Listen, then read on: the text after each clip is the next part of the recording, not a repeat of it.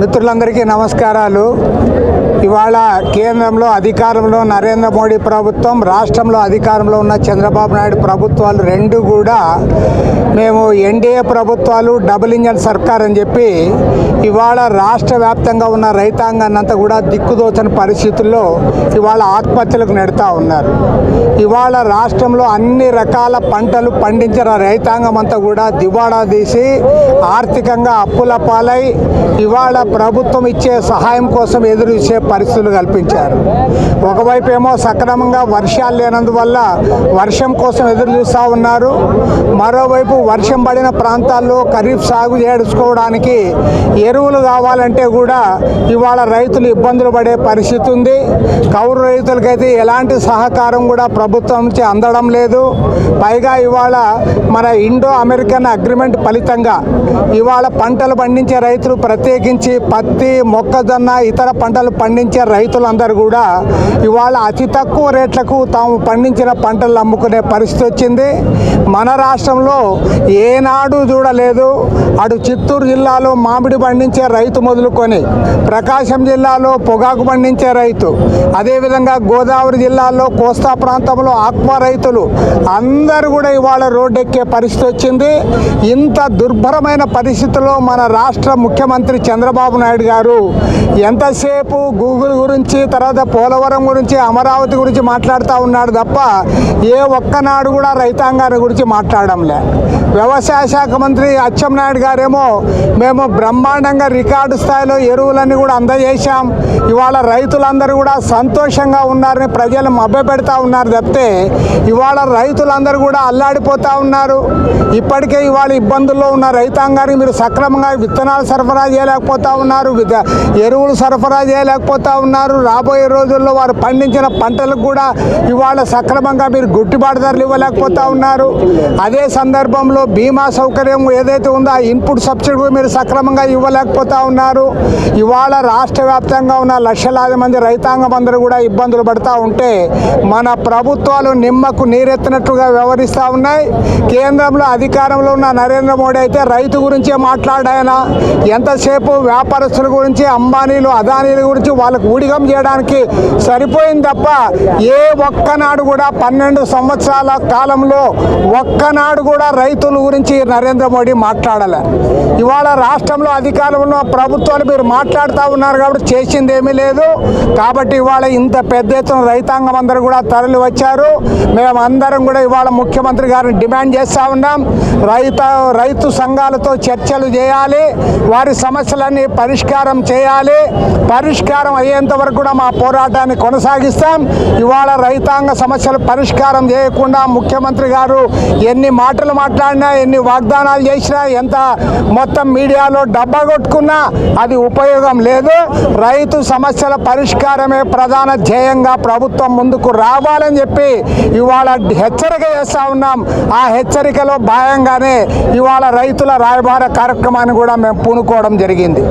ఈరోజు ఆంధ్రప్రదేశ్ రైతు సంఘం, ఆంధ్రప్రదేశ్ కౌలు రైతుల సంఘం నేతృత్వంలో రాష్ట్ర వ్యాప్తంగా రైతాంగం ఎదుర్కొన్నటువంటి సమస్యల పరిష్కారం కోసం సీఎం క్యాంపు కార్యాలయానికి రైతుల రాయబారాన్ని నిర్వహిస్తూ ఉన్నాం. ఈ సందర్భంగా 28 జిల్లాల నుంచి అన్ని రకాల రైతాంగం పెద్ద ఎత్తున విజయవాడ కేంద్రానికి తరలి వచ్చారు. ఈ సందర్భంగా రైతుల పక్షాన మేము డిమాండ్ చేస్తున్నాం. రైతులకు 2 లక్షల లోపు ఉన్నటువంటి రుణాలను ఒక్క మారు రద్దు చేయమని చెప్పి కోరుతా ఉన్నాం. అదేవిధంగా 20,000 రూపాయలు అన్నదాత సుఖీభవ అనేటువంటి దాన్ని ఇస్తున్నారు. అది 20,000 రూపాయలు కూడా సక్రమంగా ఇచ్చినటువంటి పరిస్థితి లేదు. ఇప్పటికే 10,000 కోట్ల పైచులకు వారికి బకాయిలు ఉన్నటువంటి నేపథ్యంలో కనీసం 50,000కు పెంచాలని చెప్పి మేము డిమాండ్ చేస్తున్నాం. అదే సందర్భంలో రైతాంగానికి అన్ని రకాల వారికి పెన్షన్లు ఇచ్చి ఆదుకున్నటువంటి ప్రభుత్వం ఈరోజు రైతు ఆరుగాలం కష్టపడి జీవించేటువంటి దేశానికి, రాష్ట్రానికి తిండి పెట్టే రైతుకు మాత్రం 10,000 రూపాయలు పెన్షన్ ఇవ్వాలంటే ఈ ప్రభుత్వానికి చేతులు రావడం లేదు. ఈ నేపథ్యంలో 10,000 రూపాయలు పెన్షన్ ఇవ్వాలని చెప్పేసి మేము డిమాండ్ చేస్తున్నాం. వివిధ రకాలైనటువంటి పంటలకు గిట్టుబాటు ధర లేక చేతికొచ్చిన పంట అది అమ్ముకోవడానికి అవకాశం లేకుండా ఒకవైపున పొగాకు రైతులు, ఇంకొక వైపున మామిడి రైతులు, మరొక వైపున మొక్కజొన్న రైతులు కనీస ధర కూడా లేక ఇబ్బంది పడేటువంటి పరిస్థితి ఒక వైపు ఉంది. చేసిన అప్పులు తీర్చలేక ఆత్మహత్యల పాలవుతున్నటువంటి నేపథ్యంలో ఆత్మహత్య చేసుకున్న రైతాంగానికి కూడా ఈ ప్రభుత్వం 7 లక్షల రూపాయలు ఇవ్వాలి. కానీ 7 పైసలు కూడా ఇచ్చినటువంటి బాపత్తు లేదు.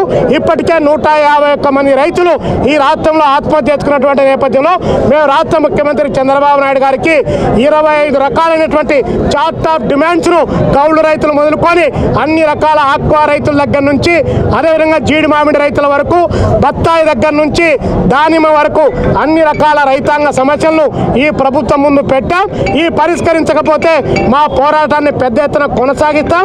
ఈ పోరాటం రైతు రాయబార కార్యక్రమం కాబట్టి పోలీసులు కావచ్చు, అధికార యంత్రాంగం కావచ్చు, మమ్మల్ని ముఖ్యమంత్రి దగ్గరికి తీసుకొని పోవాలి. లేదంటే ఇక్కడ నుంచి మేమే ముఖ్యమంత్రి కార్యాలయం దగ్గరికి బయలుదేరి వస్తామని చెప్పేసి తెలియజేస్తా ఉన్నాం. మిత్రులందరికీ కూడా నమస్కారాలు. రావుల వెంకయ్య, రైతు సంఘం జాతీయ ప్రధాన కార్యదర్శి. ఈరోజు ఆంధ్రప్రదేశ్లో రైతాంగం ఎదుర్కొంటున్నటువంటి సమస్యల మీద రైతు సంఘం, కౌలు రైతు సంఘం చాలా పెద్ద ఎత్తున పోరాటానికి సమాయత్తం అవుతూ ఉన్నారు. ఈనాడు చంద్రబాబు నాయుడు ఏ రైతు యొక్క సమస్య కూడా పరిష్కారం చేయడానికి ముందుకు రానటువంటి పరిస్థితి కనపడుతూ ఉంది. అదేమంటే అగ్రికల్చర్లో డిజిటలైజేషన్ తీసుకొస్తానని చెప్పి అంటున్నాడు. డిజిటలైజేషన్ అంటే ఏంటి? ఇలా ఓటీపీ చెప్తేనే ఎరువులు పొందేటువంటి పరిస్థితి కనపడుతూ ఉంది. ఎంతమంది ఓటీపీ చెప్పగలరు రైతులకి? అది సాధ్యమయ్యే పనేనా? మరి ఈరోజు నిరక్షరాస్యులుగా ఉన్నటువంటి యావత్ రైతాంగాన్ని ఇలా తీసుకెళ్ళి ఈ డిజిటలైజేషన్లో నెట్టమంటే రైతాంగాన్ని ఇబ్బందులు గురి చేయటం తప్పితే మరొకటి కాదు. అందుకని చంద్రబాబు నాయుడు ఏదో అనుకుంటా ఉన్నాడు, నేను రైతు సమస్యల పరిష్కారం చేయకపోయినా నా ఇది కొనసాగిపోతుందని చెప్పి ఆయన అనుకున్నాడు. ఇదే నరేంద్ర మోడీ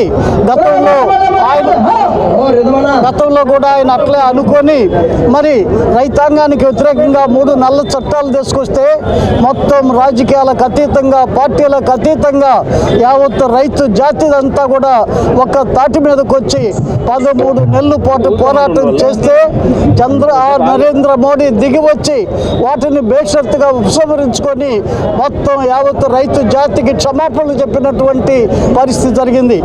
ఇలా చంద్రబాబు నాయుడు కూడా అదే పద్ధతుల్లో రైతాంగంతో పెట్టుకుంటే అది సాధ్యమయ్యేటువంటి విషయం కాదు. మరి దేశంలో ఏ రకంగా నరేంద్ర మోడీకి జరిగిందో నీకు కూడా ఈ రాష్ట్రంలో చంద్రబాబు నాయుడు కూడా యావత్ రైతు జాతికి క్షమాపణలు చెప్పాల్సినటువంటి అవసరం ఉంది.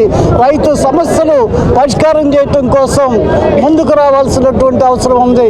దానికోసం రైతాంగం ఎటువంటి పోరాటాలు చేయటం కోసమైనా, ఎటువంటి ఉద్యమాలు ఆందోళన చేయటానికైనా ముందుకు వస్తున్నారు.